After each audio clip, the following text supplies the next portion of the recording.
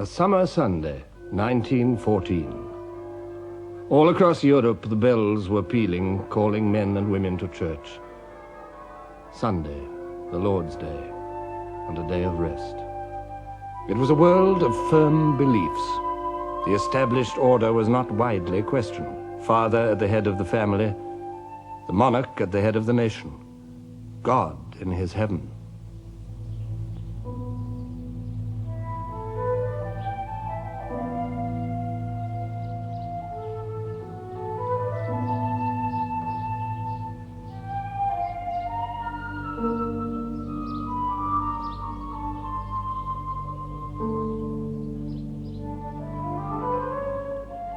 Sunday after church was a day of quiet pleasures. Little Donny daydream cried of Idaho, so now you know. And when you go, you'll see there's something on her mind. Don't think it's you, 'cause no one's gonna kiss that gal but me.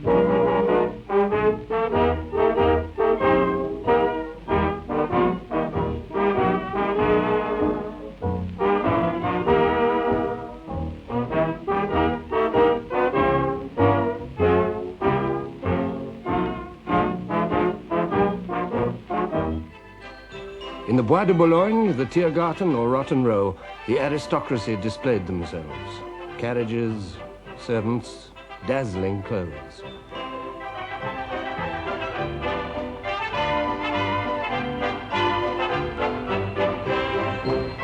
Material progress had marched swiftly in the peaceful decades before 1914. It was a world of novelties, clashing with established ways. Wireless and telephones, motor cars and motorcycles, electric light and electric trains, submarines and airships. A world humming with new energy and power. But under the smiles, the relaxation, it was a world of tensions. The old order, with its economy based on land and its society based on owning land, was in conflict with the new order of industry and teeming cities.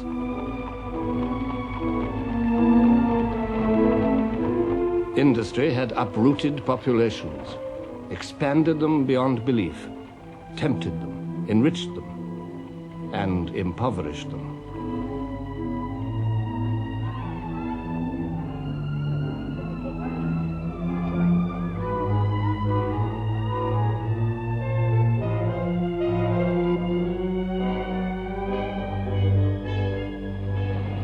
The peace of Europe in 1914 was a fragile thing. On the idle hill of summer, sleepy with the sound of streams, far I hear the steady drummer, drumming like a noise in dreams. In the Germanic empires, lying across the heart of Europe, the clash of old and new was obvious.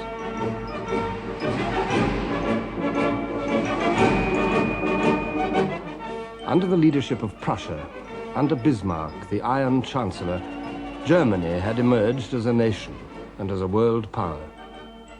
In 1871, her 39 separate states, after centuries of discord, had united at last.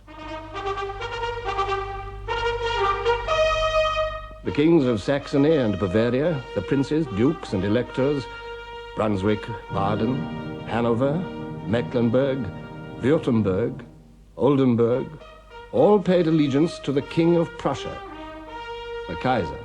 This unity fulfilled a deep wish in German hearts. It gave them a sense of destiny. Even the leadership of Prussia was better than insignificance, and with unity had come an extraordinary upsurge of energy and expansion.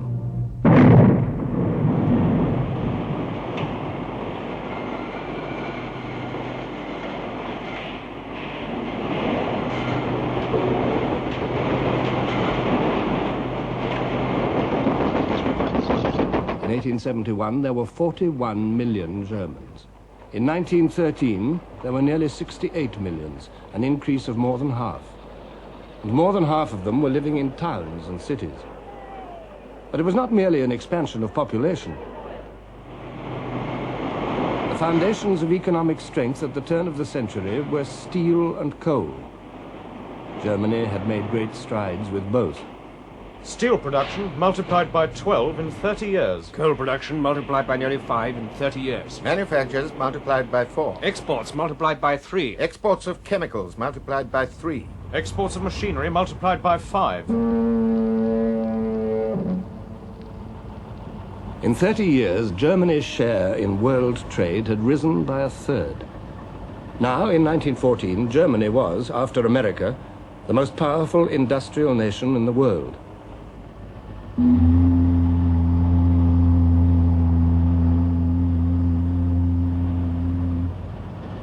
The epitome of her industrial might lay in the firm of Krupp. Essen, city of steel, where the first Krupp factory was built, became, by 1902, a great city with its own streets, its own police force, fire department and traffic laws. There are 150 kilometers of rail, 60 different factory buildings, 8,500 machine tools, 7 electrical stations, 140 kilometers of underground cable and 46 overhead. Germany delighted in the prowess of Krupps. When Alfred Krupp died in that year, the Kaiser attended his lavish funeral and called him a German of the Germans.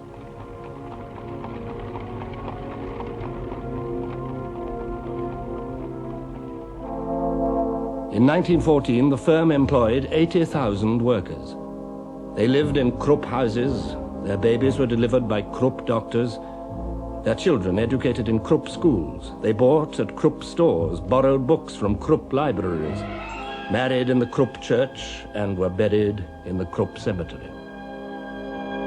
Under Bismarck, Germany had come closer than any other state to modern conceptions of social welfare. German workers enjoyed sickness, accident, and maternity benefits, canteens and changing rooms, and a national pension scheme, before these were even thought of in more liberal countries. Yet the life of the workers was hard. The steel mills operated a 12-hour day and an 80-hour week. Neither rest days nor holidays were guaranteed. In Germany, as in every industrial state, there was poverty and protest. By 1912, the Socialist Party was the strongest party in the Reichstag, the German parliament. But the Reichstag did not rule Germany. The Kaiser ruled Germany through officials whom he personally appointed. No one, says Sir Winston Churchill, should judge the Kaiser Wilhelm II without asking the question, what should I have done in his position? Imagine yourself brought up to believe that you were appointed by God to be the ruler of a mighty nation.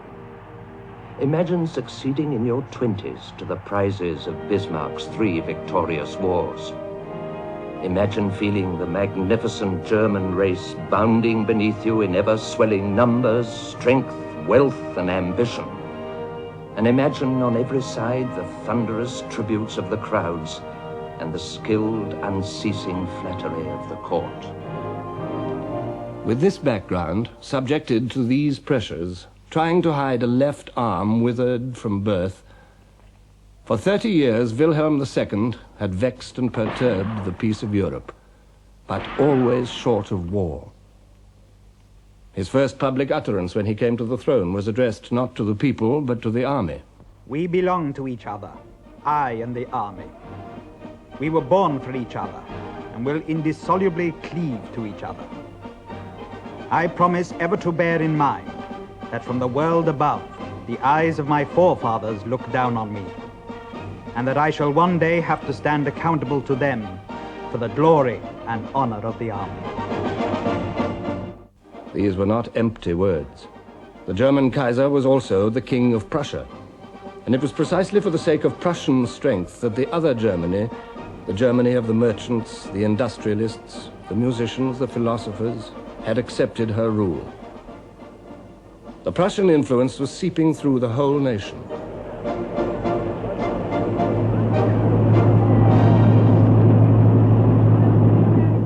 It was above all a military influence, well described by one of its advocates, General von Hindenburg. The army trained and strengthened that mighty organizing impulse which we found everywhere in the fatherland.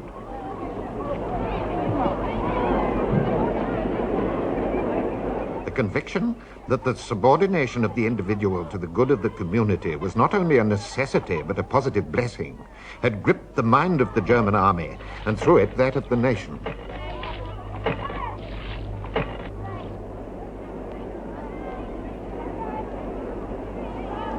With Prussia as the core, the German Empire was the most powerful military organism in the world.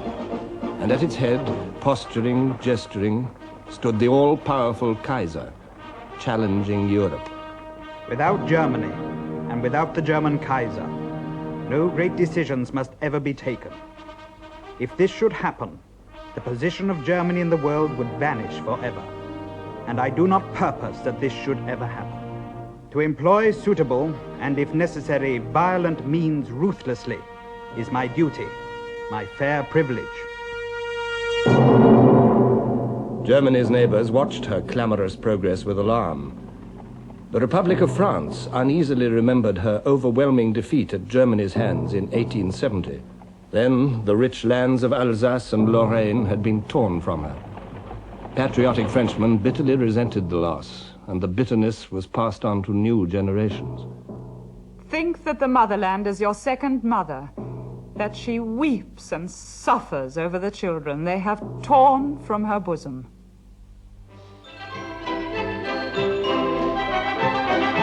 France had her iron, her coal, her industry, but the French were above all tillers of the soil.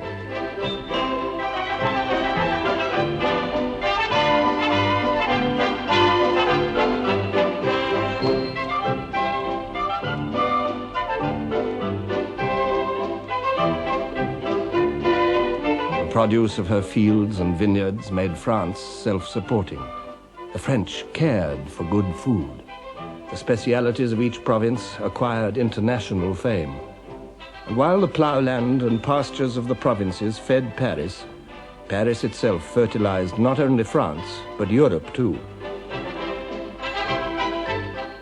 The curiosity and enthusiasm of Parisians matched a period which seemed to produce new novelties every day.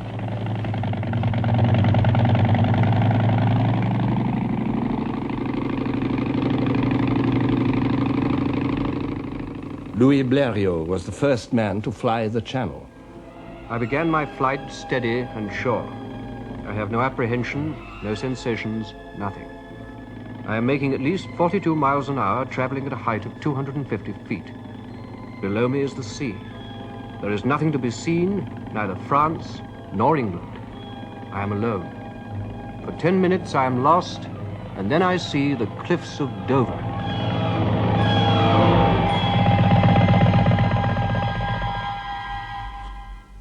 There were flying experiments of another kind, not so successful.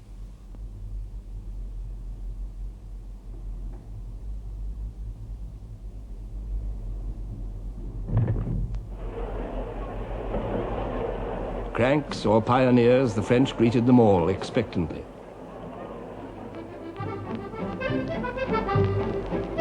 A moving pavement was displayed at the exhibition of 1900. Looking down from it, Paris was truly sovereign of cities, seemliest in sight.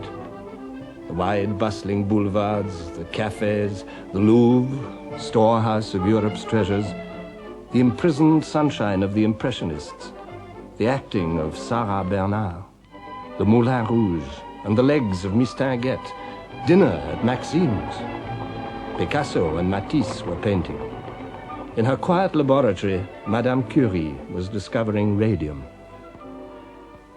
Paris was the Mecca of the West. But Paris is not France. The glamour of Paris did not reflect the deepest truths about the French. It encouraged their optimism, but it concealed unrest and violent agitation among the industrial classes, who felt left out of a rising tide of prosperity. It concealed the backwardness of French industry in a world where this counted more and more. It concealed a declining birth rate in a world which paraded its millions. It concealed the canker at the heart of French politics, memory of the defeat of 1870, and fear of the rising might of Germany. Because of this memory and this fear, the army played a special part in the life of France. Shattered in 1870, it had made a remarkable recovery. It became a national army based on universal conscription. It schooled itself in colonial wars, but its eyes were fixed on the German frontier. In 1914, there was a socialist government. Anti-militarism, pacifism, and internationalism were being proclaimed with swelling voices. The delegates of the workers' organizations judge that wage earners obliged to go to war have this alternative only: either to take up weapons in order to menace other wage earners, or to take up battle against the common foe, capitalism. Anti-militarist and anti-patriotic propaganda must become ever more intense and audacious.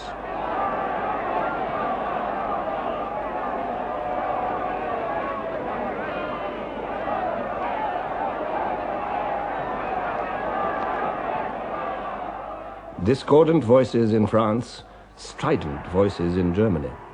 For as Germany pursued the destiny preached by her thinkers, another neighbor took fright. The Germans were not content with military might and industrial supremacy. They still felt cheated. They wanted a place in the sun, an empire. Between 1884 and 1890, German sovereignty was proclaimed over an area more than 4 times larger than Germany herself.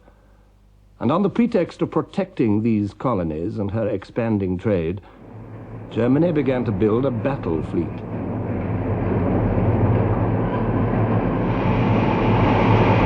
This was a threat that any British newspaper reader could understand. The sea served Britain in the office of a wall or as a moat defensive to a house against the envy of less happier lands. Now envy was reaching across the sea.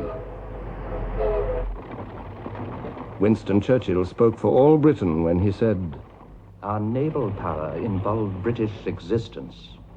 If our naval supremacy were to be impaired, the whole fortunes of our race and empire would perish and be swept utterly away." Britain awoke to the truths of the 20th century. Reality jarred against the romantic image of merry England. Yet the image lived on, reinforced by the royal family in its role of country squire.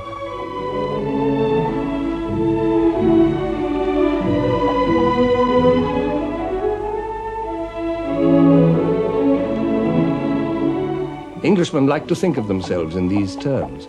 They attached magical virtues to walking over fields.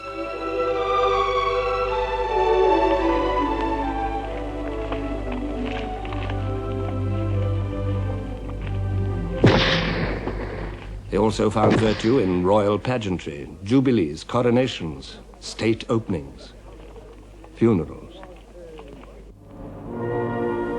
The funeral of King Edward VII in 1910 provided a last glimpse of royal Europe in all its panoply.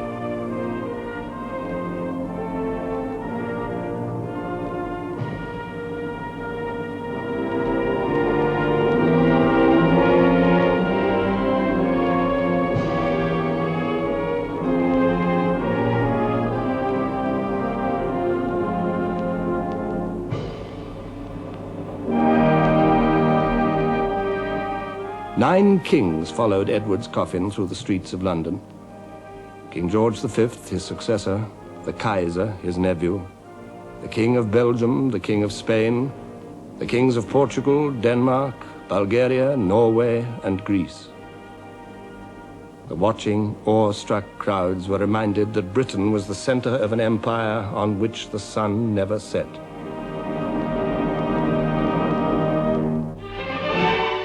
The most glittering jewel of all was India. The great Durbar at Delhi in 1911 seemed to set the seal on British rule. Wearing their purple coronation robes and preceded by attendants carrying peacock fans, yak tails, and golden maces, their majesties took their thrones and faced the tens of thousands of their subjects. King George V wrote in his diary, the most beautiful and wonderful sight I ever saw. I wore a new crown for India, which cost £60,000. The amphitheatre contained about 12,000 people and about 18,000 troops.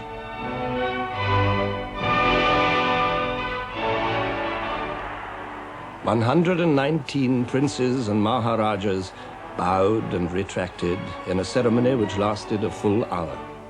The Delhi Durbar affirmed the bond between the King Emperor and more than 300 million Indian subjects. Africans, too, were subjects of the British Crown.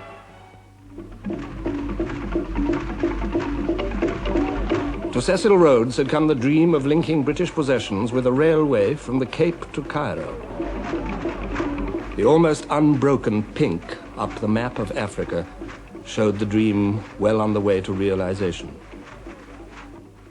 And there were the white dominions, Canada, Australia, and New Zealand.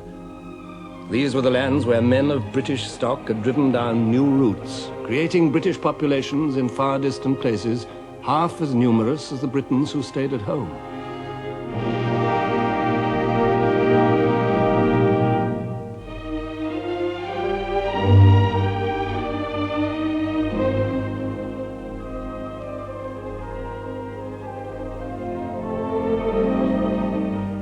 In the British Isles, life for many was a struggle for daily bread.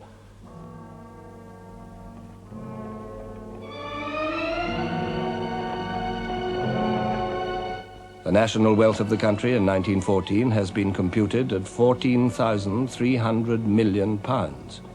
But in the black deserts of Britain's industrial towns, working-class families could not afford decent clothes or enough to eat. In London at the turn of the century, 30.7% of the population were living below the poverty line.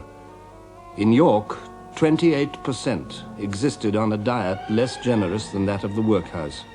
Small wonder that the Chancellor of the Exchequer, Lloyd George, wrote, "Our working populations, crushed into dingy and mean streets, with no assurance that they would not be deprived of their daily bread by ill health or trade fluctuations, were becoming sullen with discontent." As in Germany and in France, the workers turned to socialism. The Labour Party was born. But 40 Labour MPs could not provide a remedy. Only through the rapidly growing trade union movement could the workers assert their demands. In 1911 and 1912, Britain was swept by a wave of strikes more complete and embittered than any yet seen. The trade union leader, Ben Tillett, said, "It was a great upsurge of elemental forces. It seemed as if the dispossessed and disinherited classes were all simultaneously moved to assert their claims upon society."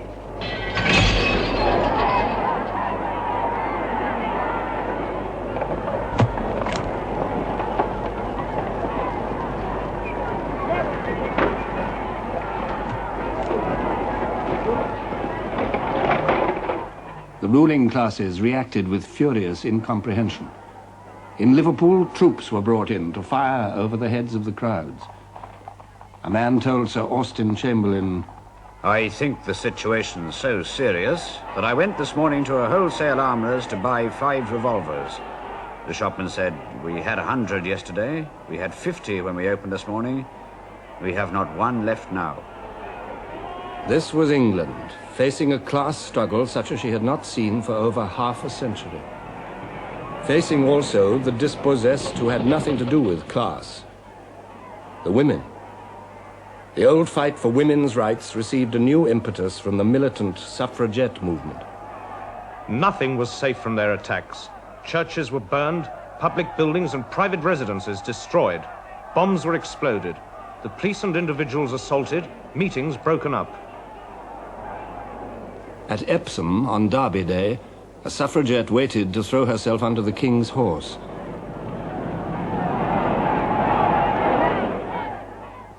She died of her injuries.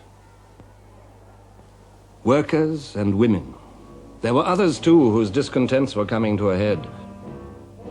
Southern Ireland was clamoring for home rule. Her spokesman was Eamon de Valera. The militarist power which has kept Ireland within its grasp for centuries can never be persuaded to let go. If liberty is not entire, it is not liberty. The Irish struggle brought Britain to the very edge of civil war. Poverty and envy, riches and arrogance, ambition and frustration, doubt and demand, these were the tensions of every industrial state. And to them were added the tensions between states themselves. In Britain, alarm grew with the growth of the German fleet just across the water. Public opinion, disunited on almost everything else, was united on the need for battleships. Each launching, whether in Barrow or in Bremen, drove Britain and Germany further and further apart. Even men as sympathetic towards Germany as Lord Haldane could say, Peace was to be preserved, but preserved on what terms? On the terms that the German was so strong by land and sea that he could swagger down the high street of the world, making his will prevail at every turn? In 1908, Lloyd George met the German ambassador. I explained to him that the real ground for the growing antagonism in this country towards Germany was not jealousy of her rapidly expanding commerce, but fear of her growing navy. But the Kaiser did not care. I do not wish for a good understanding with England at the expense of the extension of the German fleet. So, Germany's naval dreams made Britain a potential enemy, just as her military might had kept alive the hostility of France. The two nations were drawn together by Germany's challenge. The Entente Cordiale was forged. By 1914, when King George V paid a state visit to Paris and rode with President Poincaré through cheering crowds, the Entente was 10 years old. In both countries, men welcomed the end of centuries of rivalry. It seemed a good omen for peace. But the security offered by the Entente Cordiale was delusive. For France had another ally, on the other side of Europe, Russia. Britain, in turn, made an agreement with her. Thus, Germany found herself faced with what her statesmen had always most dreaded, encirclement. Potential enemies in the West and in the East.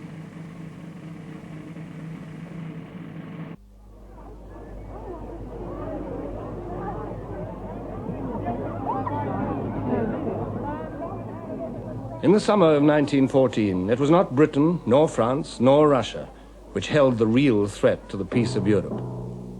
The real threat lay in the alliance of Germany's making, her alliance with Austria. This was a shackle linking the swelling vigor of Germany to the irresponsible policies of an old, decaying empire. Bismarck foresaw the danger. I shall not live to see the Great War, but you will see it, and it will start in the East. For centuries, Austria had been the leading German state, Europe's shield against the East. By 1914, her empire was an anachronism, whose fatal ambitions died hard. At the head of this ancient realm stood the Emperor Franz Joseph, 84 years old. He had reigned in Vienna since 1848, Europe's year of revolutions, when the Austrian Empire had come near to collapse. Franz Joseph held it together by a mixture of compromise and repression, but nothing could disguise its decrepitude. Lord Lansdowne wrote, To human calculation, the Habsburg Empire cannot survive the decease of the Emperor Franz Joseph. The anachronism lingered on, upheld by this old man.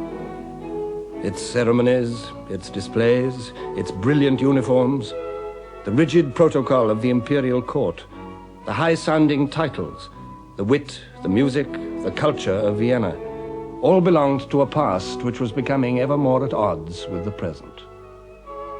For this empire was not merely Austrian. It was, in the first place, a dual monarchy. The Austrians shared power with the Hungarians, who kept their own parliament and their own laws.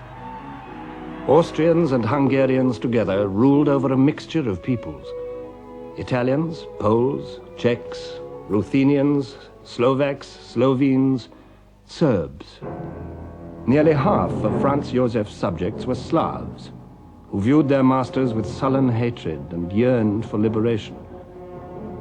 They looked for aid outside the Austrian Empire to the free Slav countries, the rising kingdom of Serbia and the Russian Empire, protector of Slavs everywhere. Tribal memories and tribal fears agitated all these people whose borders stretched to Europe's edge. Russia would stand by the Slavs. Against Russia, Austria would need strong help. Germany had promised that help. Whatever comes from the Vienna Foreign Office is a command from me. Yet there were those in Germany who felt misgivings. In 1914, the German ambassador in Vienna said, I constantly wonder whether it really pays to bind ourselves too tightly to this phantasm of a state that is cracking in all directions. But the Austro-German alliance was a fact, leading to inescapable conclusions. In 1914, the Kaiser noted, As a soldier, I have no doubt, on the basis of information reaching me, that Russia is systematically preparing for war against us. And I frame my policy on that assumption.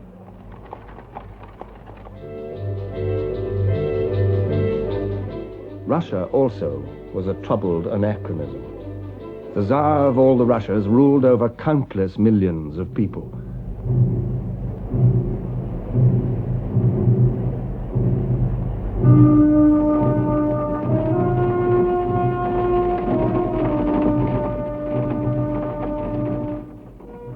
More than 130 millions of them had been counted in the census of 1897. How many more were contained in the deep hinterlands of the Russian Empire, none could say. This was the largest state in the world, a sprawling giant. Communications across it were primitive and difficult. During the thaw, almost impossible. A British diplomat wrote, No one can have the slightest idea what the country tracks in Russia are like during the spring and winter. It took me 16 days to traverse 80 miles. Over these limitless distances, the Romanov dynasty, in the person of Nicholas II, emperor and autocrat, ruled absolutely. In 1895, answering a demand for more representative government, the Tsar said, Let all know that in devoting all my strength to the people's well-being, I shall preserve the principle of autocracy as firmly and as undeviatingly as did my father.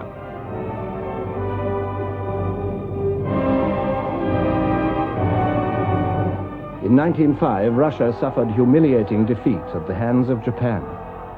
The very foundations of Tsarism were shaken. The peasants, the vast, illiterate masses of Russian people, living on a chancy borderline of famine and ruin, rose in revolution. They found allies in the growing industrial proletariat. But the 1905 revolution was bloodily crushed. In 1906, the principle of autocracy was restated by the Imperial Council more firmly than ever. To the Emperor of all the Russias belongs supreme autocratic power. Submission to his power, not from fear only, but as a matter of conscience, is commanded by God himself. With this imperious rejection of democracy, the regime recklessly tightened the tensions, exasperated the feelings, and embittered the thoughts of the people. There were riots and strikes. A strike in the Lena goldfields was ruthlessly suppressed.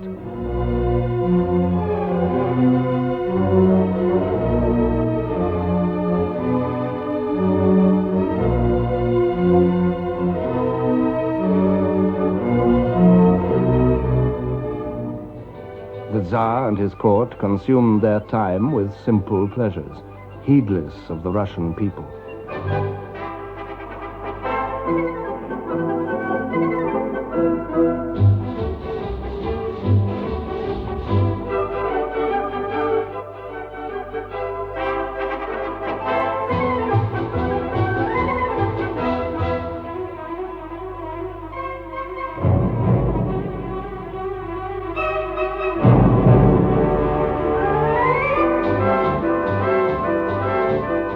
Interior tensions were coming to the boil in this pious, passionate, intensely patriotic nation. And as they did so, external tensions also grew. The Balkans, where the Slav lands lay between the scowling frontiers of three crumbling empires, were their point of impact. In 1908, Austria, with outdated ambitions, annexed the Slav territories of Bosnia and Herzegovina on the borders of Serbia. Russia, still weak after defeat by Japan in 1905, let that pass. Then in 1912, the small Balkan kingdoms joined together to inflict a crushing defeat on the Turkish Empire. But they quarreled among themselves. Out of the Balkan Wars of 1912 and 1913, Serbia emerged as the strongest of the Balkan states, an inspiration for all Slavs. Austria watched her inconvenient progress with a jealous, calculating eye.